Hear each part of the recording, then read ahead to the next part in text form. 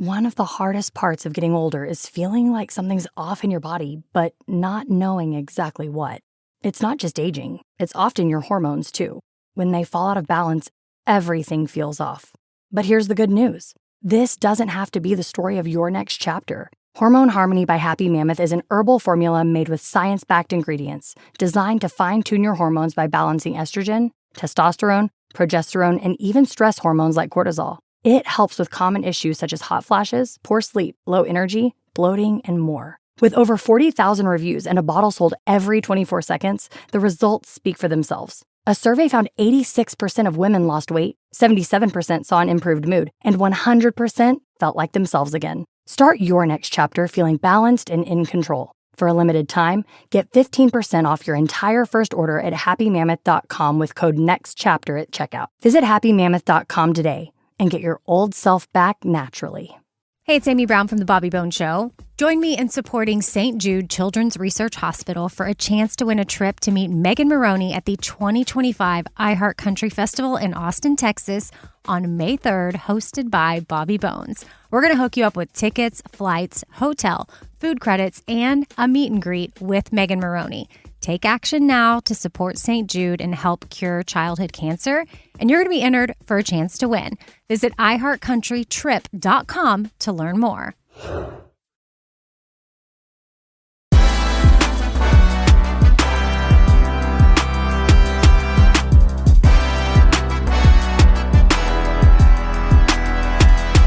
And we are back, man. What's up? Episode 25. All the way live. Oh, there you go. Hey, man, I learned how to rap. Hey, man, you started to bring the raps in. Hey, You man, started to bring the rhymes in. Hey, I don't want to manage no more. I want to be a rapper, man. Hey, man, okay. Well, you know what, man? I'm going to manage you this time. I'm going to get behind your mixtape. Hey, man. We're going to push it, man. All the way live for 25. That's what it's going to be called. I don't think we're going to make any money off of it, but, hey, I got you, my brother. We're going to go double wood. Oh, man. Hey, it's going to be more successful than that. All right? Cool, So, cool. look, man. When we first started this, I laid out some dream interviews for you, right? For sure. I told you who are some people that I really wanted to interview, right? Yes, you did. And one of the names that I said was on my list of dream interviews was none other than the man we have sitting here with us. And who we got today, man? Who we Man, got? we have the world famous. I'm talking about one of Atlanta's legends, one of the great people who has done so much to build the city of Atlanta up. If you don't know who he is, then you ain't been in Atlanta or you've been under a rock. Somewhere. Hey, man, listen. For those that don't know, give it up, man. I'm talking about for one of my idols when it comes to anything For Atlanta sure. and entertainment. None other than Ryan Cameron. Y'all give it up for my guy, man. Yeah, man. What's up, bro? Hello. So look, Ryan, seriously, man. I told B Rich that you were one of the dream interviews for me. For personally, sure. right? We both did. I mean, going back to being 16, 17 years old, top 8 of 8, he on V103, you playing songs like you've been a voice of a long part of our lives. Like anybody who grew up in the city of Atlanta during the era where you were on the radio, you have been a huge part of our lives. So I thank you for coming on the show. I thank you for being who you are to the city of Atlanta. And we just appreciate you on behalf of the Waterboyz Show, myself and B Rich. I appreciate everybody else. And Aaron won't pick it. Aaron had to get his voice in, didn't he? Had to. Shout out to Aaron. Shout out to Aaron. Hey, Behind the scenes. go ahead, Go man. ahead, man. So Hey, look- so what you got going on right now, man? What you mean, man? I mean, What's going on with Ryan Cameron, I'm just man? trying to stay out the way, man. You know, it's so many things that, you know, we got the season coming up with the Birds. You know, we got the preseason game coming up against the Jaguars on Friday. And then, I mean, the teams we playing this year, it's going to be one of those things where hopefully the real fans will show up because, you know, when you talk about the Steelers, the Cowboys, and the Chiefs, you know, in most cities, they just come in and take over. Yeah. So, you know, we're getting ready for that. Yeah. But I think I heard yesterday from one of the executives that all the season tickets were sold out for this year, which means that, you know, that people are really excited about the team. So right now, it's all football. So tell me, where do you think that excitement is coming from? It's Raheem. Yeah. It's Raheem. I mean, it's Raheem. It's Kirk Cousins. It's the fact that, you know, not to go against anybody who's been here in the past, but, we just kind of just holding on. I mean, I host a pep rally every year at Atlantic Station for thousands of people, and we all get up in there and be like Super Bowl or bust, and it's bust most of the time. Well, since, been a minute. So this year, man, I just think, Raheem's second coming is going to be good for us. I think the swagger is back. I think it's unlike DQ. I think that the people believe as well as the players. Sometimes it kind of go on both sides. Sometimes the players be in, and people ain't. But I think this year, Raheem gonna do it. I do too. We actually broke the curse, man. The Atlanta sports curse last week with Brandon home team Brandon Leak. We broke the curse with him, man. Yeah. So what was the curse? The sports curse, man. The Falcons always. Well, what Brandon got to do with it? It was just Brandon got a little bitty look. He got a teacup dog. No. So, oh my God, man, you can't respect nobody. Oh man, Brandon, what's up? Brandon, don't do him. I was in the grocery store one day and I saw somebody holding this little dog getting some cheese, and I was like, yo, whole team like that. Brandon, if I'm lying, I'm flying. I was like, Brandon, is that your? He's like, oh, this is my wife's dog. That means it's your dog. So we had a thing where when we first started, Trey did he called it sports bars. Yeah. And so he did something called 283, and he kind of wrapped up. He kind of like told a story about the Falcons losing 283. And so that kind of would hit. Our first clip was our second post. We got like 800,000 views on it. Yeah. Mm-hmm. And so we've been doing sports bars ever since. So last week we did 2 weeks ago we did sports bars on breaking the Atlanta curse. Mm-hmm. Matter of fact, since you're here, we want, man, go ahead and do this curse for Ryan, break the curse with Ryan. Because man, you want me to do the curse again? Yes, man, because he's Atlanta, and we need to. He needs to. What's the word for it? Crescent it. Crescent it, man. Christen it. Public school. I thought the man was finna say croissant for a second. I didn't know. Hey, from Burger King. Hey, man, but on top of the curse, now I did, so since we broke the curse, now I did write something new. Oh, you wrote something new? Man, to celebrate the Falcon season. Okay. So you say you do a pep rally. Yep. What I have to say, Ryan, I'm telling you, is just fit for a pep rally. It's fit for the city of Atlanta. All right, let's hear it. Would you like to hear it, my Come brother? on, man. All right, man. Since we finally broke the curse, y'all already know what it is. It's a brand new year, brand new season, because 79 wasn't standing on biz. Right. So Arthur Blank, he gassed up the jet and brought Coach Raheem back to the A. And Ryan, we calling this our little scrappy year. Head busting the Panthers in Tampa Bay. Yeah. Got a cousin with $100 million arm to take us to new altitudes.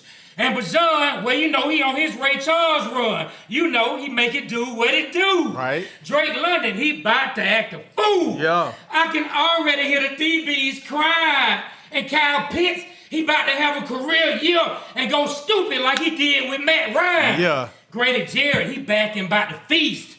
Jesse Bates, whoo, that boy a beast. Yeah. And it ain't no love for the New Orleans Saints, because the New Orleans Saints for the streets. Yeah. It's Falcon time.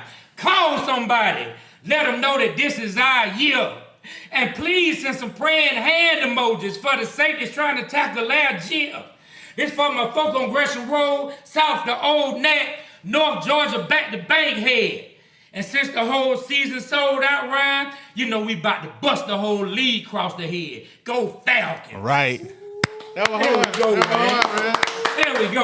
Now, that's not pep rally material. I don't know what You know what? We might need to bring you on stage to do that, man. I mean, because you That's did hard. that Jay-Z without any paper, Hey, no man. bars. You just came off the dome. Hey, man, I felt like you were rapping. Go, man. What you gonna do? Hey, I don't do that. I manage it, man. Answer something, be rich. I had to ad You wanna libs. I had ad libs, man. Jesus style, You man. gonna carry me like the Migos, mama. Falcons. Hey, man. Hey. That was fly, You man. did a Birdman bird noise. Hey, you know For what? the Falcons. There we go. You do the hand roll. Yeah, man. Well, we just like to have fun and represent the team. But we did break the curse. I do feel like the curse is broken. We're going to Super Bowl, and we're going to win it this year, Ryan. He said it, Ryan. This year. Yeah. Okay. I'm telling you. Mark my words. So let me ask you this. With you working for the Falcons and being a part of the organization, if the Falcons win the Super Bowl, I heard somebody ask you this back when we went to the Super Bowl in 2016. I can't remember what your answer was, so I want to ask you again. Yeah. Will you also get one of the rings for Oh, most definitely. I mean, you know, when we got the NFC Championship, they gave out rings for that, and I was like, I didn't really want to get that. I mean, you know, the rings I got for all the Hall of Fames and, you know, Black Radio and Georgia Radio and all this. I mean, it'd be great to have another piece of hardware, but I mean, a Super Bowl or bust. So, oh, wow. You know, no championships, no league, no, you know, we can't hold up no in-season tournament banners. You know what I'm saying? I know Lakers fans still mad about it. Yeah, they still mad about it. Let me tell you a story. So after the 2016 Super Bowl, man, you know, I was on the phone with you. I was mad, man. I was cussing. I was upset, and I caught the first flight back, man. I couldn't. I had to get the hell on. Yeah. And it was like a funeral. Like I literally like I lost somebody. Like it felt like that. And the first person I saw at the airport was this man, bro. Yep. Like, and we was sad, bro. Like it was somber. Like it felt good to see him, man. I just wanted to hug him, man. Like what the hell happened, man? It was just I couldn't believe it. And just seeing you at the airport that day, man, just a memory that I have about that Super Bowl, man. The first thing I saw, man, like I just couldn't believe that, man. But yeah, I think we're gonna redeem ourselves this year. I mean, hope so. Going to, you know, being in Houston for that game, and I remember at halftime my phone just blowing up, and they was like, "Man, they putting up the barricades," and I was like, "Man, don't put up the barricades," because that man on the other side of the field, and it was funny because none of the Patriots fans, we're all on the same row.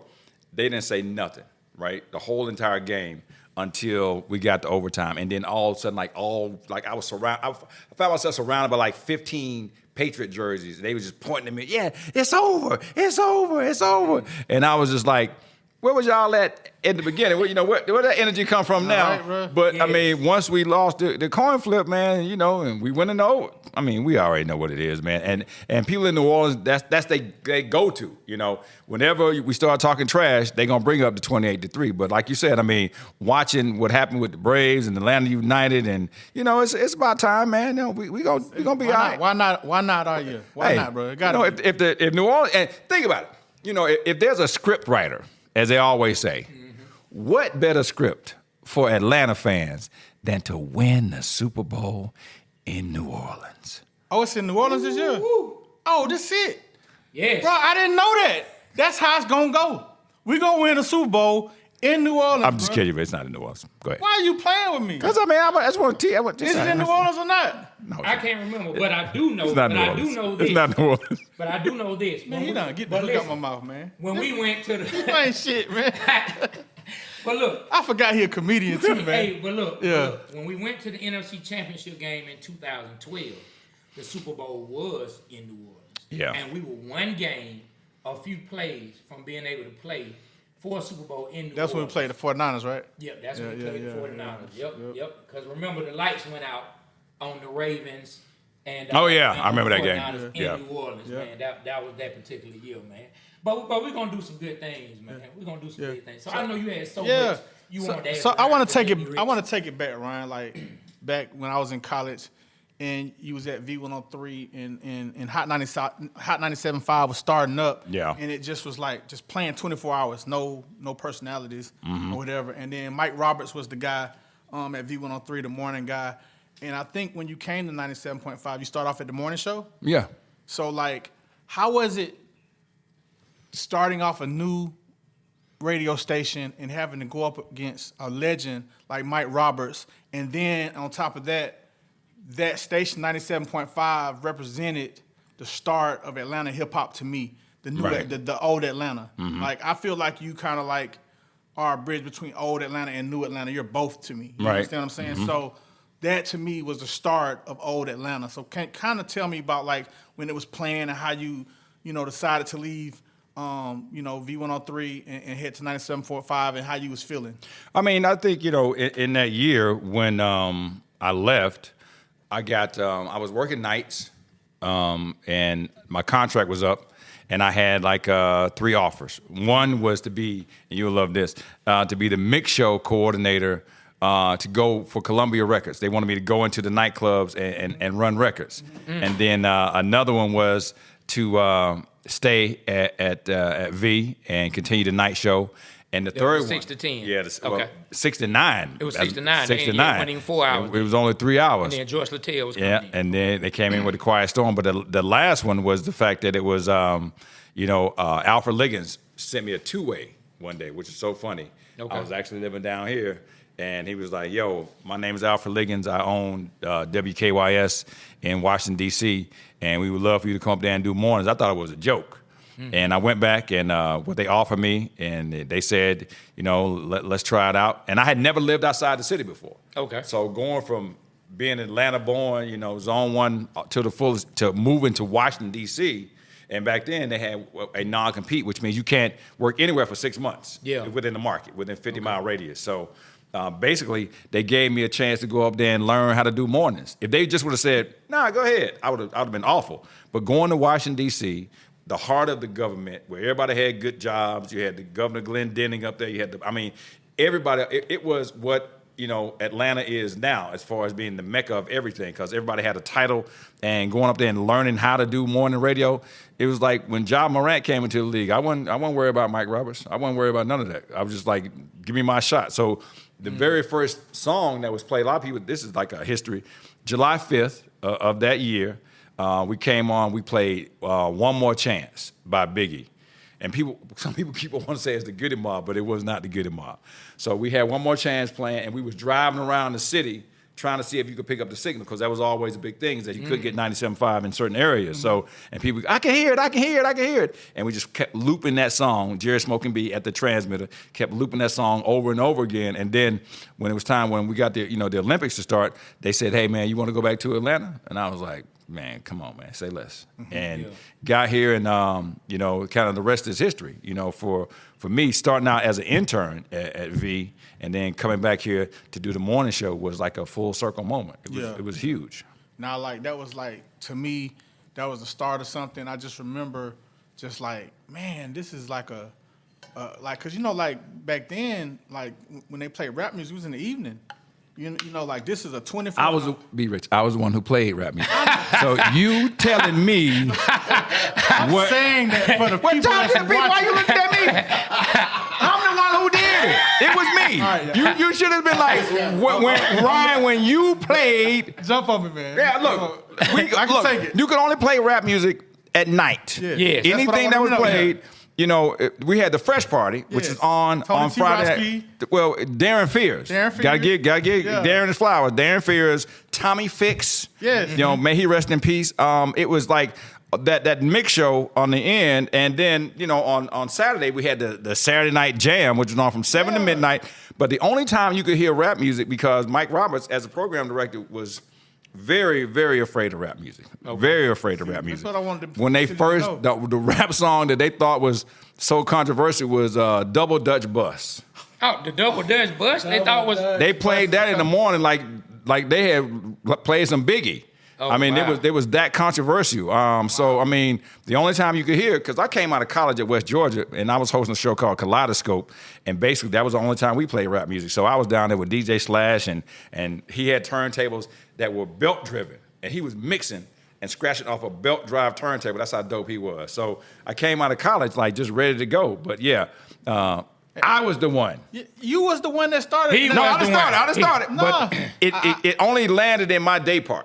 And that's what I'm trying to say, that you kind of... Well, say it to the people. Okay, well, look, what I'm trying to say is that I'm enjoying when 97.5 came out, man, that was the start of something big. We heard rap music throughout the day, 24 hours. All day long.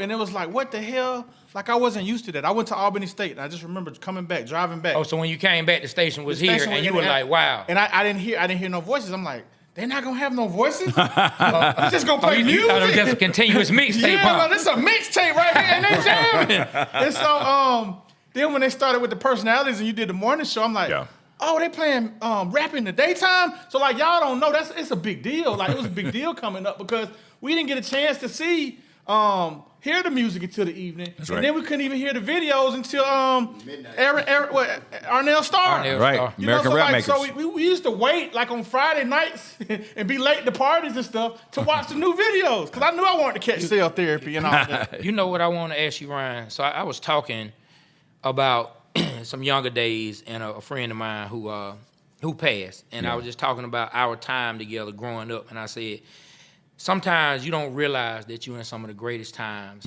of your life when you live in them.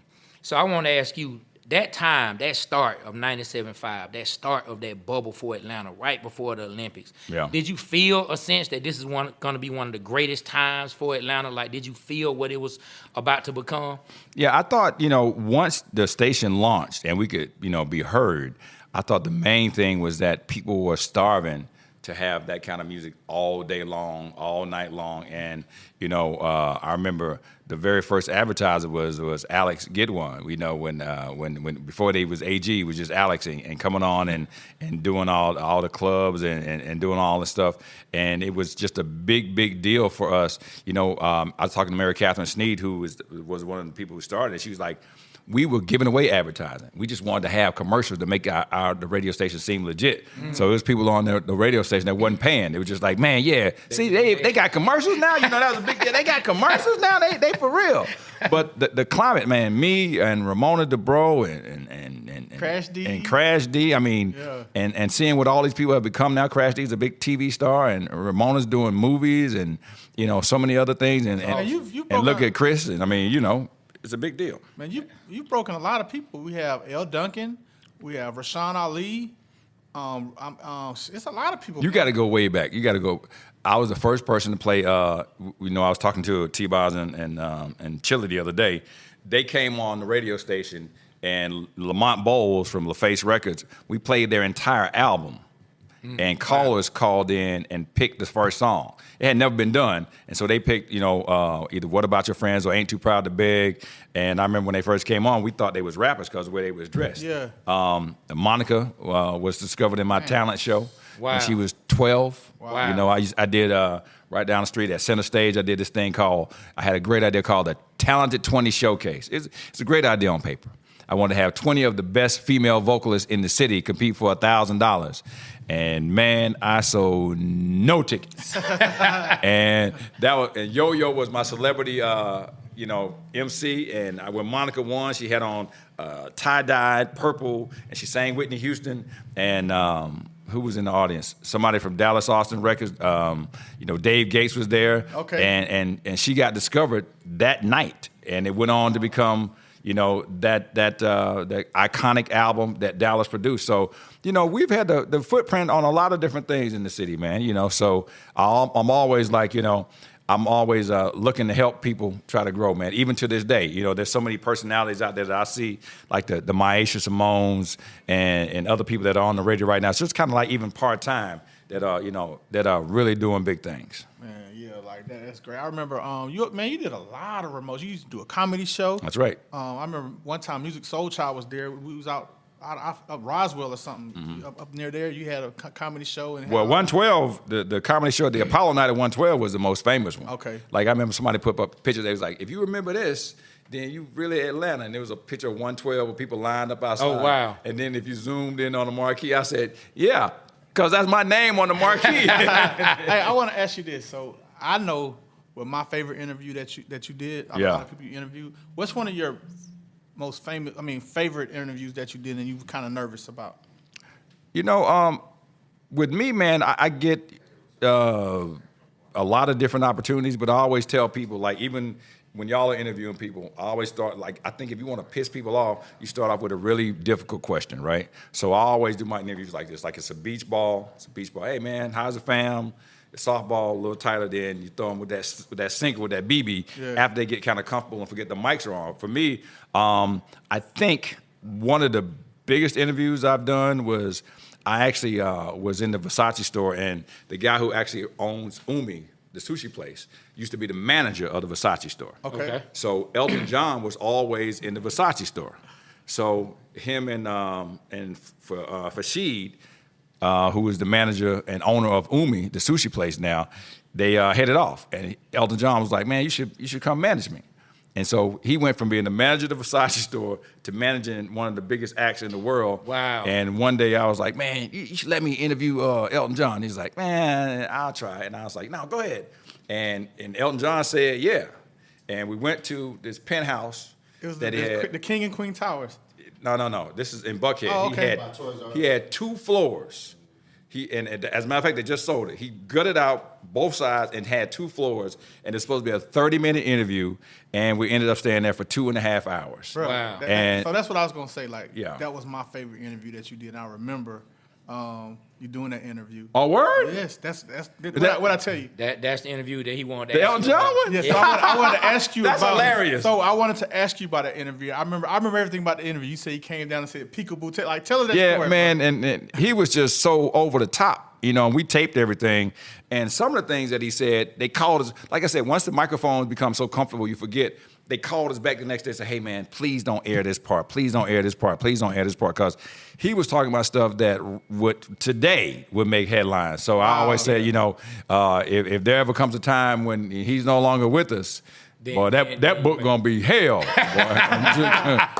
It was for real. Man, that was like, to me, when you did that interview, I forgot what year it was, and I know you was like... I tell you what, we gave away cars called Daewoo's. That was a car. Man, we gave away a car a day for 20 days, and the sound, the cue to call was for people. It was Elton John. I got him to say, "Hey, you, Daewoo," and people would call in. I don't know what happened to them damn cars, man. I haven't seen it. It's like the DeLorean. If I see someone driving a Daewoo, I'm gonna give you $100. Daewoo, yeah. Man, I remember that. It was giving away cars. We gave away a car every day. That's crazy. Yeah, and he helped us endorse that. I mean, today you could never get nobody like that to do something like that. But like I said, we just hit it off that big, man. Yeah. Man, let me tell you one of my favorite things that you brought back with you from DC on the morning show, and it's not an interview, but man, I used to crack up at the Mickey Mouse skits. Well, and I know one in particular during the Olympics, Mickey Mouse got robbed. He was waiting. Mickey Mouse, I think, was waiting on some tickets or something for the Olympics. Someone knocks on the door. He said, "Hold on, Ryan, I gotta go get my tickets." He goes and Mickey Mouse gets robbed, and he comes back and curses Ryan and the crew out. Man, please tell us, like, how did you guys come up with those skits? Who was the voice behind? I didn't know if you were. It was not the me. voice. Okay. So that's the legendary Russ Parr.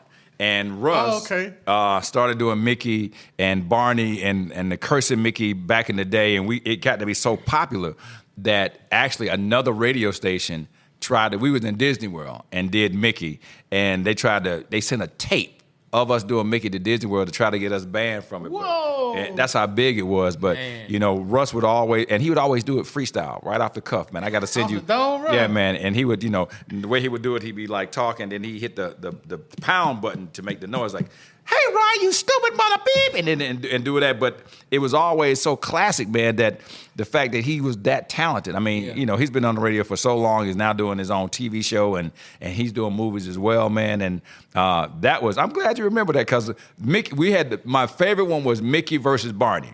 I remember that. Yeah, and they were going at it. Yeah, they would always be fighting. Do you still have those? Oh yeah, I got a couple more on tape. But Mickey versus Barney, and he be doing both voices. I mean, he's a genius, man. Man, you got to put those on YouTube, man. Make some real. Hey, man.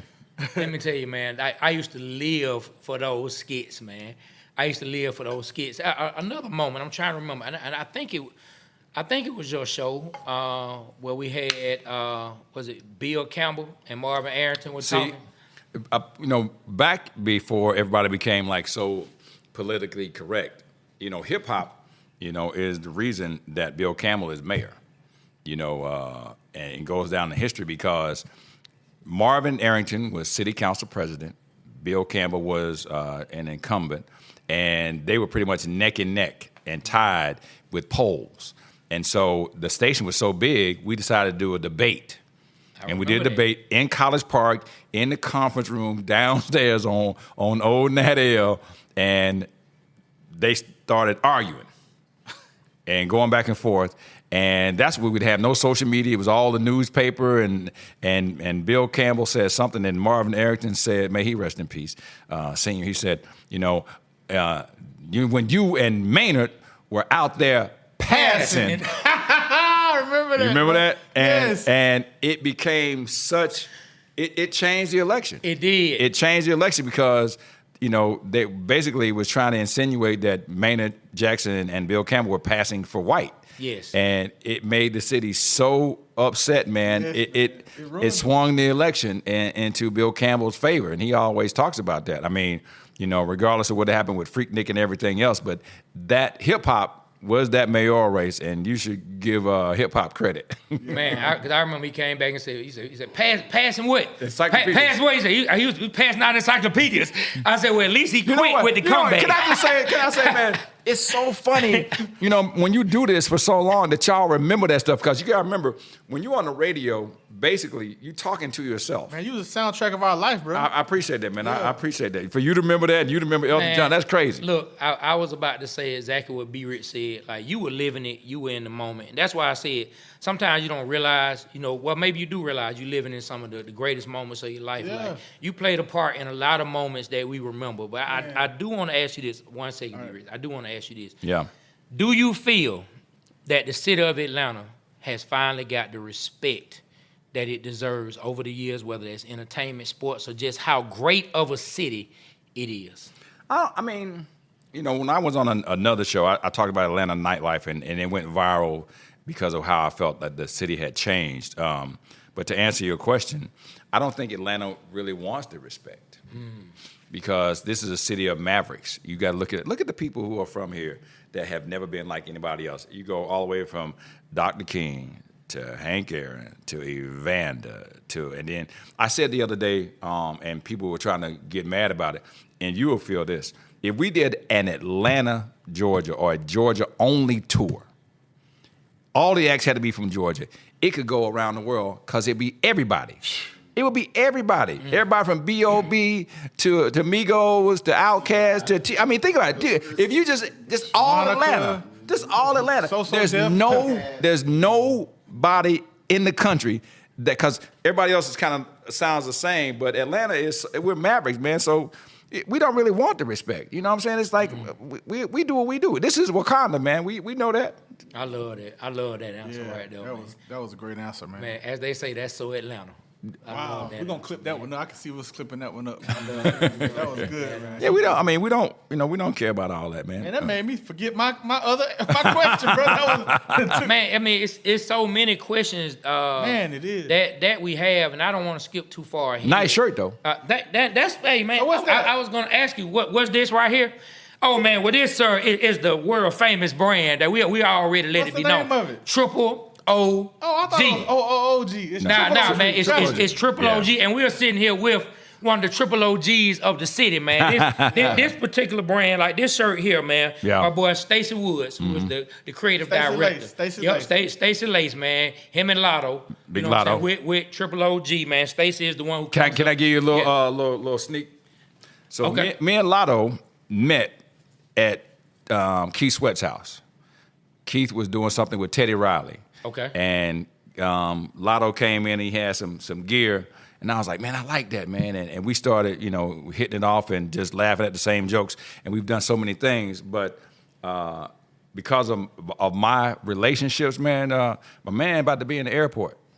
Wow. Man, He about to Triple be- OG about to be in he there. about to be Hey, in man, there. give it up, man. As a matter of fact, he's going to be in 3 airports. Hey, Ryan. Wow. You've helped so many people from the city of Atlanta and been behind the scenes. You don't never blow your horn on a lot of stuff, man. Like, you've helped hip hop scene. You've helped blow up a lot of artists from Outkast to T.I. to a lot of guys, man. Like, what's your proudest moment and who has given back to you and given you credit, for that you can think off top? I mean, I think when Luda got his first Grammy, he thanked me on the Grammy stage, and I appreciated that. And Elle, because she's the god up at ESPN right now, always gives proud me of her. credit. Rashawn always gives me credit. CJ. But for me, man, it's always been really about if you keep score, you ain't gonna never win. So if I start saying, man, I did this for you, and you ain't never do all that. If I did this, I've never been a person who kept score, man. I just feel like, if you keep doing stuff, people eventually will notice you. And I got stuff, like you was asking me how we started the interview, what do I have coming up? I have learned, and you should know this from being in the music business, you don't say nothing until the ink dry.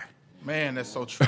That's so true. Because it's so many things that have been, you supposed to do this, or you supposed to do that, and then somebody either flake or try to sabotage it.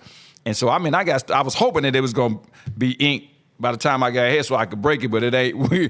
It's at the legal point now, but we got some stuff coming, man. We do. All right, well, we're going to support it. No, I just wanted to say, like, talking about the things that you've done for Yeah. people. Like, I'm in a season right now where God is working on me on a word that I feel like all of us need to learn and need to take under our everyday thought process, service. Mm-hmm. And I love the fact that you just embrace being a service to people, to help people. We've seen you do so many things in the community. I know you can't talk about any business things, but do you have like anything community? I mean, that kind of you could talk about? Go hand in hand. I mean, when I opened Ryan Cameron's Doughboy in South DeKalb Mall. South DeKalb Mall, East Side, Keller Road. So, yes, sir. I did read about this. Well, see, it's right up 20. Be rich. I'm gonna go check it out. Get your chauffeur. Pull down below, and now don't dry yourself because don't dry yourself because once you get mobbed, you're gonna need a way to get out of there. When they be rich.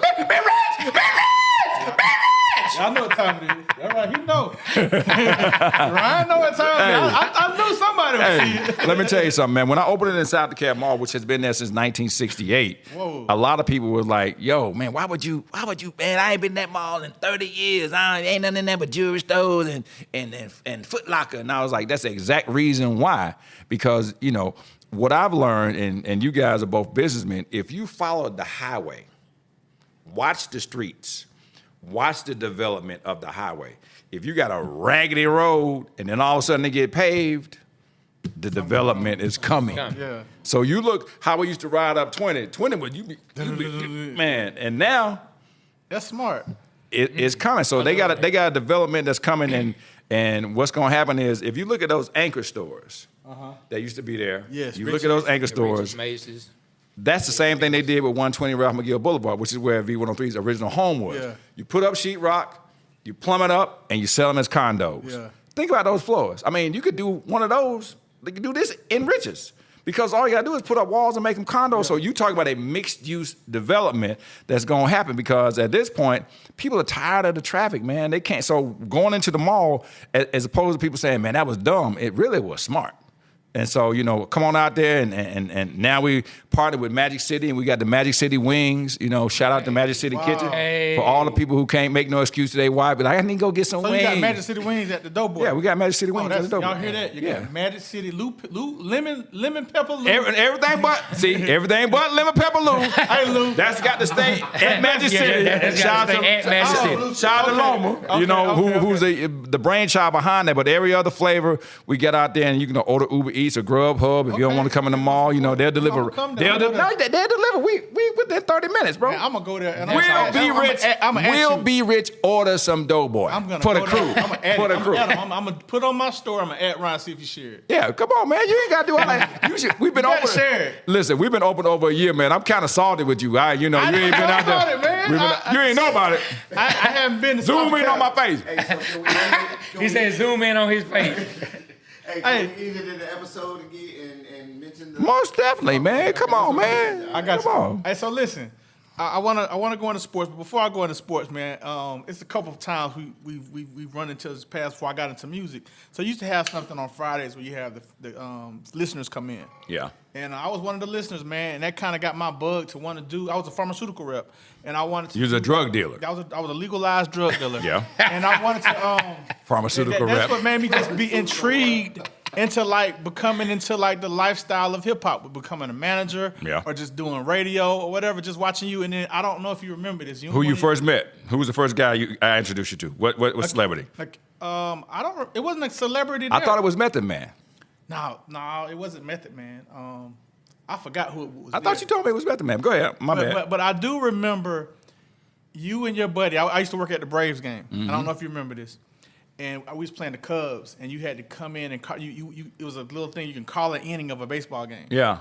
I was the guy that set up and that recorded you and gave you your tape. Yeah. And you paid. Do you remember calling an inning at the I Braves? talked about this yesterday. What BS? I promise you on God, when Big Boy was in the Braves thing the other night and was talking about, I know that who I think it is, right? I said, man, I was in the studio. I was in the Braves game with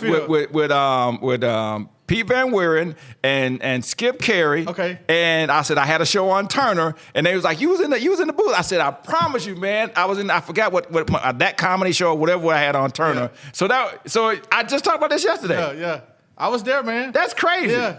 We gave you a tape of the. I know. And the thing about me, man, if I had to go back and write myself a letter when I was young, it's like, man, please quit throwing stuff away or get a storage room because I have no idea what that tape is, and I sure wish I had it because those guys were legendary. All right. So look. Yeah. I want to take it to sports, man, and I want to understand something, man. Like the Atlanta Hawks. I'm a big Atlanta Hawk fan. He's a big Trae Young. I'm a big Trae Young fan. I've been a Hawk fan since Neat. Yeah. And so.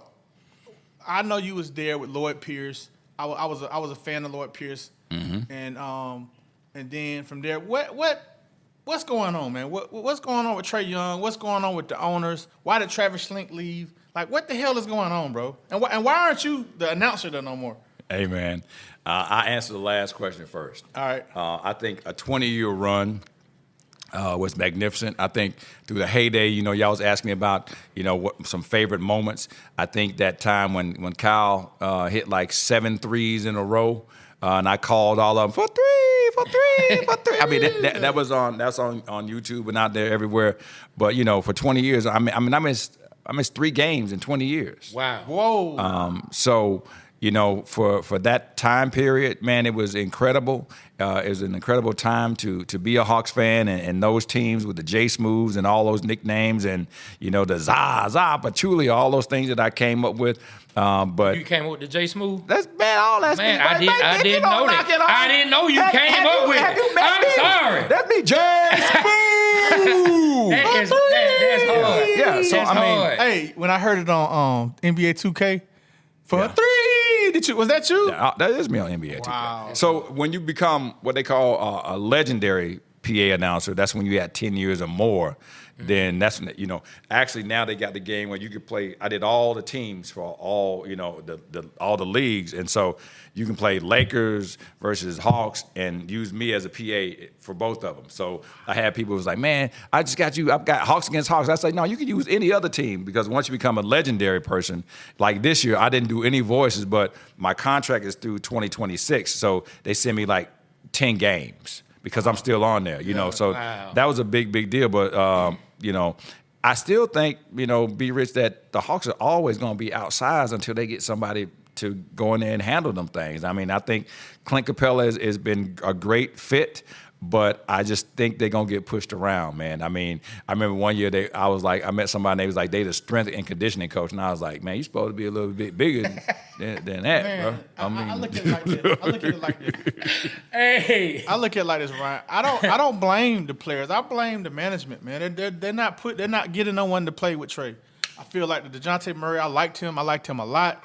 But it just wasn't the right fit for him, man. And we gave up those three first-round picks. We could have gave that up for Ant-Man, man, or something. You know what I'm saying? When he was, the number 1 overall pick. Well, when you look at all these pieces, man, you say, it's like us sitting here at this table, trying to play spades. It ain't going to work because we missing somebody. That's the Hawks. Man, he might have snapped me. So is Trae Young that difficult to play with? I like Trae Young. What's going on? Like I haven't got it. When I met him, he was cool. Listen, man, I say when, I remember I did Trae's first interview post-game, and he came up to the table, and he's like, what am I supposed to say? And that's how young he was. But now, as he's a seasoned veteran, and he got all that money, man, and, people change. I mean, I don't know how. Now he's a family man and settled down.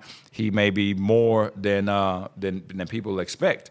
I mean, but when he bought that $30 million house in L.A., that just don't make no sense. Why would you do that unless you got plans to maybe one day try to make that move? I can't speak for the man, but I think that the Hawks, they raised their season ticket prices, so they're expecting something to happen. So I don't know who it's going to be, but as opposed to no really big moves. That's what I don't. They didn't neither did the Lakers. I mean, when you got people who are kind of sitting back waiting to see what the team's going to do, and there's no splash.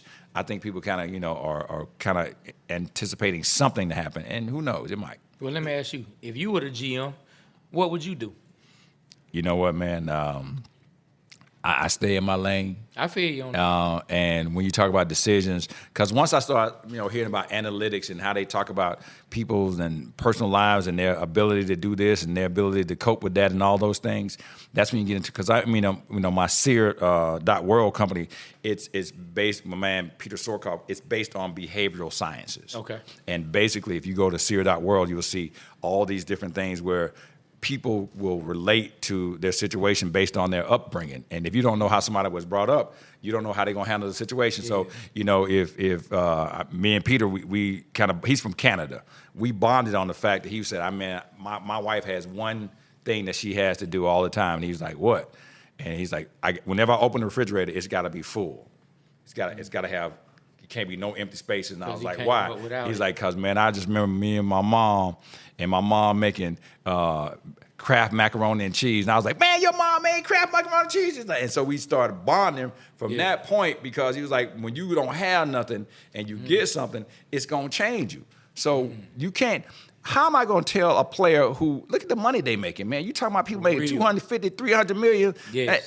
What am I going to tell you? If you got 300 million in the bank, how inspiring am I going to be to you? So it's got to be somebody where you bring somebody in where it's like they make as much money as you are, or they're coming from somewhere else, and you can look up to them and say, I got all these championships, I got all these things. Like, I don't care what nobody say about radio. You can't, these rings. Let me check out that ring. You can't say nothing. Yeah. Because the ring don't lie. That's real. That's real hard. Radio Hall of Fame? And the Georgia Hall of Fame right there. The rings don't lie. So people can say all they want to say, and you ain't this and you ain't that. But at the end of the day, man, the hardware is the hardware. Let me sit there, Man, in the Radio Hall of Fame. How that feel? You know what? It feels great, man, because considering that I started off as a kid who had a speech impediment, Really? I was, my R's, my W's were reversed, and I was saying water and Ryan, and I was at Collier Heights Elementary School, and they took 10 of us to Clark Atlanta University, and basically it was like hooked on phonics. So they took us there, and they read taught us all these different ways to say words, and I came back, and they played the tape on Clark Atlanta University radio. This is how they sounded before, this is how they sound now, and the first time I was sitting in my grandfather's living room, I heard my voice on the headphones. I said, man, that's what I want to be on the radio. And I was in, third grade? Wow.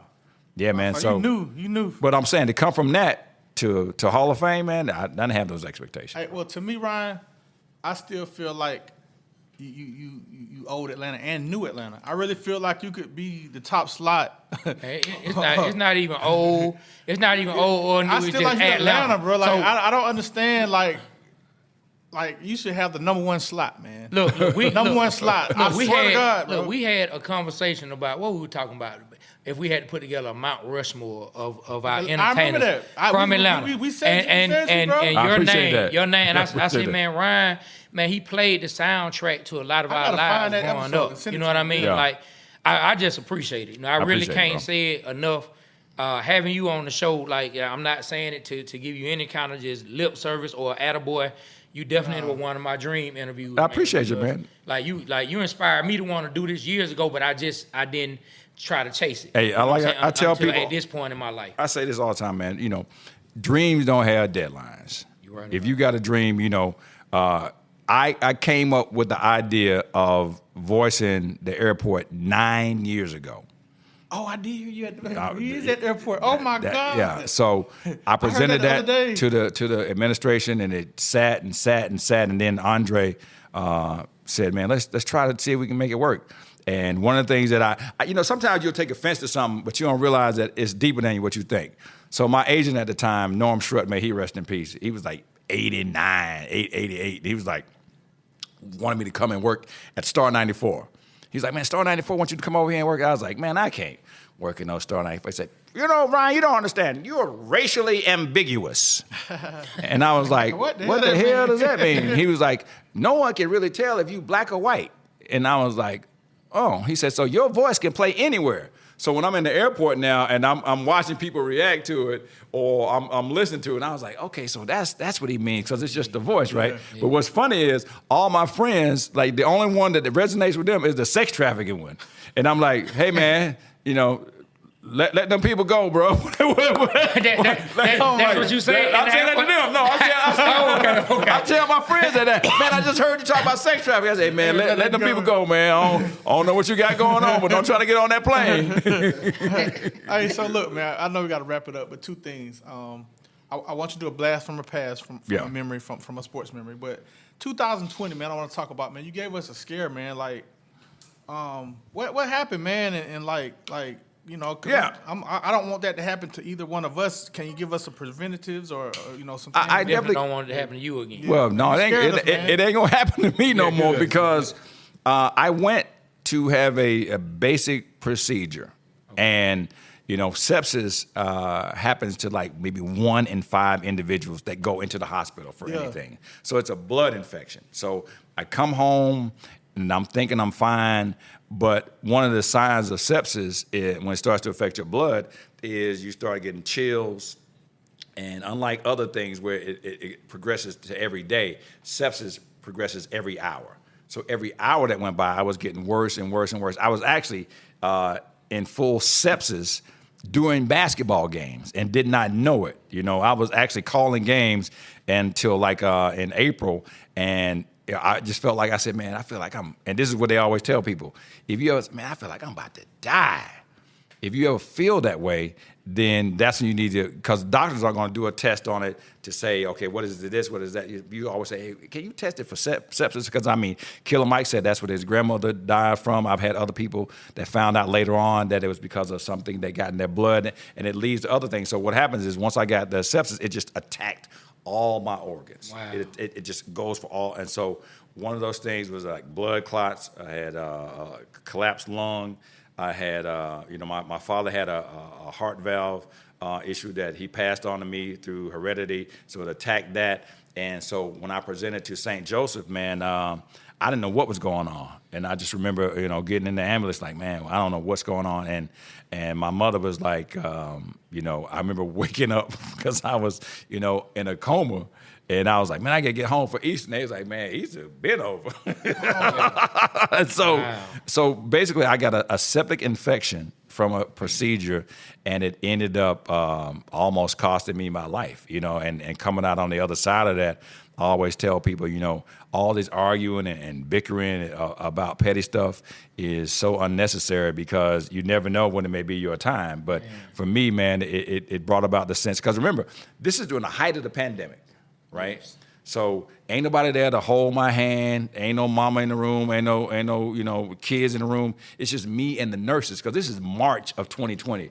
The whole world had shut down. Yeah. So basically, I was just sitting in the room and just trying to figure out what was going on. And so there was nobody coming in there to say, hey, this is what's happening. And I didn't find out till later on when I saw all the prayers, man. I always go on record and say, man, Atlanta, Georgia saved my life, man, with the prayers. Yeah, we was all praying for it was so many things that were going on. But, I say this to people, and you see people that are going on, you got to go and you got to have these checkups. You got to make sure that, especially if you have a family history of anything. Yes. Like if you remember seeing your grandma taking up pressure medicine or all that means you probably got the same issues, though. If you ain't thinking about it, like I told my son this, we was driving the other day, and I'll make it quick. We was driving home, and it was raining. We leaving the Braves game. And he was driving, slower than traffic. And, I said, man, you all right, bro? He's like, no, yeah. I said, can you see? He's like, yeah, I can see. So, as the daddy intuition, I was like, man, we got to get you an eye exam. He's like, I don't need no eye. I said, we went to the eye doctor yesterday, and as soon as he came out, he was out there trying on glasses. I said, what happened, bro? He said, man, they say I got astigmatism and blurry vision at night, and I need to have it. I said, cause your mama got it, I got it, your grandmama got it. Like, why you think the blindness gonna skip you? You know what I'm saying? You out there like super sleep. You can see everything. So I'm like, the DNA is in all of us, man. You got to know your family history to understand what's going on. So sepsis is real. It happens to so many people. So many people don't succumb. I think, it's about a 60-40 chance if you actually go into septic shock that you survive that. So I'm just blessed to be here, bro. Man, glad you're here, bro. Man. Yeah, man. Hey, the city of Atlanta love you, man. And God, like you said, and I already know you know this, but I feel like I have to say it for those who may be watching who are still trying to find it. Yes, it was just you There was no family there, and it was nurses, but you already know it was one more important person there in that room. Most definitely, man. And that's God. You good over there, B-Mac? Oh, yeah. Ryan, have you ever met B-Mac? What's Brian up, man? McFadden, man. What's going on, bro? Two-time Super Bowl winner with the Steelers, What's happening, man? You good? Yes, sir. Listen to good conversation. Yeah, Hey, man, I appreciate you, bro. Post-career, man, he been killing it, man, as well, man. He blessing us with his presence today, man. All right, man. So I'm excited. It's something that we like to do, man. We like to do a blast from the past. So, you know, if you could take a Atlanta sports memory, man, a play that you can remember, man, I'd like for you to do that. And Trey, you can start the music now.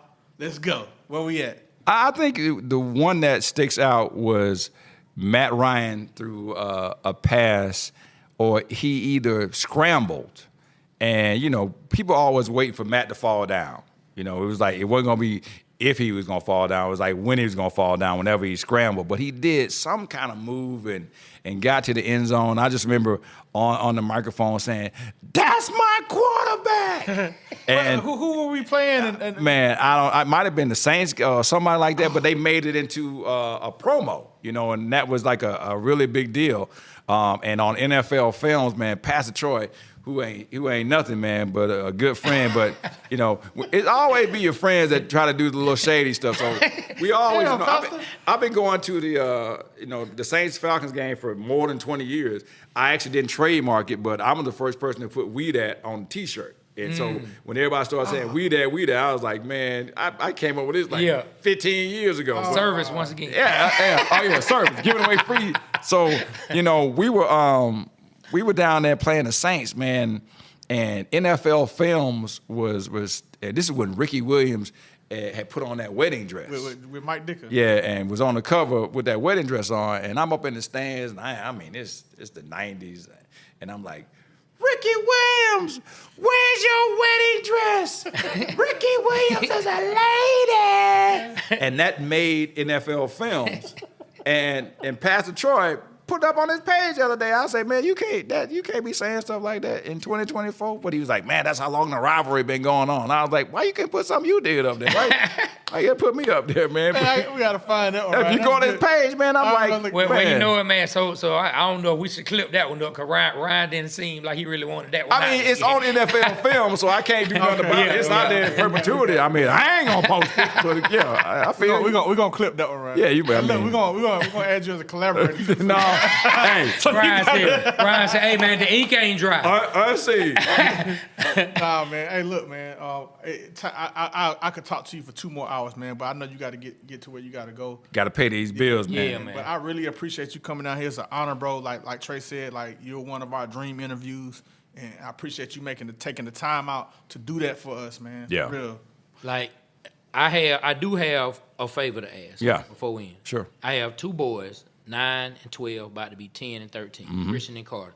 They both speak a lot at church, at school, but sometimes they come to me and still ask me, "Dad, what's my gift?" And I try to tell them that their speaking is one of their gifts. Mm-hmm. Can you, a person who is a legend, using his voice, can you just tell us that Christian and Carter embrace your gifts? Could you tell them that in that kind? Would you mind telling my boys that? I mean, you know, Christian and Carter, I'll say this to you, man. My grandfather was such a man's man. He would take the Sunday paper, the Atlanta Journal-Constitution, and would just hand it to me and make me learn the paper. That's why people always say, "How do you able to tell these stories?" It's because he would make me regurgitate the story. What's going on in sports? What's going on with the Braves? What's going on? And I would have to tell him the story. So that's how I learned how to read copy and to read aloud, because he was like, I don't want to do that, you know. And so he made me do that. So I read the announcements at the school. They always had to come out there to read the announcements. Did you read the lunch menu? You know, and you know, I read the announcements at church. You know, the sick and shut in and all that. And so I say to you, you know, your gift is that you got to keep on going out there till you find your lane, right? And I'm reading a book, and it talks about being able to communicate with anybody. And the key to it, they say, is keep asking questions, make a connection, and then go in that direction. Keep asking questions, make a connection, and go in that direction, because eventually something is going to resonate, and you're like, oh, and then y'all going to connect on something. But every time I get in the elevator at work, I don't care who, I'm going to ask them something. It's always like, and so, you know, to your boys, I say this, man, You're going to find it. Just keep trying everything until you find something that's passionate about. Like, you know, people say, how do you feel about doing the radio now? I said, man, like it's my first day. I don't even think ever like I've been doing it this long. I mean, I still remember being in the lobby at V103 and I was on with Kenny Diamond in the nighttime, and my internship didn't start until 6 o'clock. But I was in the radio station in the lobby at noon. Wow. Every day, because I was just so glad to be so be happy, you know, to be in that number, man. So I mean, to y'all before we close, man, you know, it's so many people that do podcasts and they don't have the energy to do it. They may do one or two, and then it be gone. So to be in episode 25 is kudos, man. That means that y'all ain't start fighting. You know, y'all still like each other. You know how to answer the questions. You know, I tell you one thing, me and Big Ray on Ryan Cameron Uncensored, and, you know, we syndicated now. When we're looking, we got to nod. That's when I know you go on and get in there. Or, you know, you got to make sure you're looking at each other. And if you lost or something, you're like, we'll have some people on. We got people on, and we'll both be asking questions, and then he'll know to get in, and he'll look at me.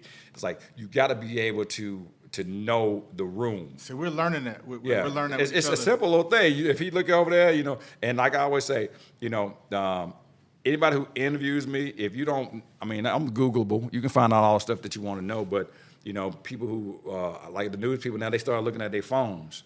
And I'm like, yo, man, if you want to do this, you got to know what you're talking about. It ain't but 3 minutes. It's maybe 2 minutes. So if you don't know what to do for 2 minutes, then you might need to change and go to another career, because it ain't that much, you know, to try to, I mean, for you to spit that right there, bro, I'm going to figure out a way. I'm telling you, I'm going to figure out a way. But I appreciate it, man. The Waterboyz, man, y'all keep doing y'all thing, man. And shout out to everybody who's watching and listening and viewing, man. But, you know, it's hard talking to yourself. So if you got a partner, then it's always good. Like I said, the odds and the cues, you might start kicking them up on the table, whatever it is. I'm telling you, when I used to do live television, right, I would always tell the person, we live. I said, if I step on your shoe, you got to shut up. Because they only showing me from waist up. So we be talking, and so what do you think, B. Rich? And then I step on your foot. Oh, and then you know to shut up. I tell you all that ahead of time. It's really just creative spontaneity. It sounds like you making it up, but you're really not. Yeah. Man thanks for Ryan, thank you once again. Listen, y'all, we just brought Atlanta to you once again. Give it up for Ryan Cameron, man. We got Atlanta right here. So look, man, what, you got something you want to say right quick? How much time you got? You got to leave now? What time is it, man? 12:30. We got B-Man. You got 1 minute? You got 1 minute? Yeah, I got 1 minute. All right. It's Friday, man. We got to do the Friday song, bro. You got to do the Friday song. Okay. All right, man. We'll do it. Come on, Ryan. Start it off, man. Well, you got to, the whole subject is, you got to, you know, y'all ain't got nobody being on the table, man. You know. Well, we can't because the mic's right here. Okay. Get on your chest. Hey, we don't need to beat. It's Friday. It's Friday. It's the end of the week and the last day. Be rich. It's on you. So what you gonna do? I'm going to go to the pharmacy and get my mama some medicine and bring it to her. Let's do it again. It's Friday. It's Friday. It's the end of the week and the last day. Yo, Trey, it's on you. So I'll tell you what I'm gonna do. Look, I'm gonna get my podcast on. Then I'm gonna head back to the house and get my family on. It's Friday. It's the end of the week and the last day. Yo, Ryan, it's on you. You laughing. So what you gonna do? I don't know what to say. I'm gonna get my radio on. And I'm gonna get my eat on. And I'm gonna get my drink on. All weekend long like this. It's Friday. It's the end of the week and the last day. And Lord knows we butchered this song. I did, man. Hey, thank you, bro. I'm going to the pharmacy and get my mom some medicine. He just put his mama all out there. She like, I might not want anybody to know. I don't want the folks at the church to know I'm on medicine. I keep it real. Nah, I'm just joking, man. I'm just joking. Why y'all didn't put me in the song? Time, we gotta go. Yeah, man. Yeah, we gotta go. Hey, well, look, man, we thank Ryan Cameron for coming out on behalf of Trey, myself, B. Rich, and Aaron. Whoa, Pittman, the Waterboyz Show. We are out. Kill the camera.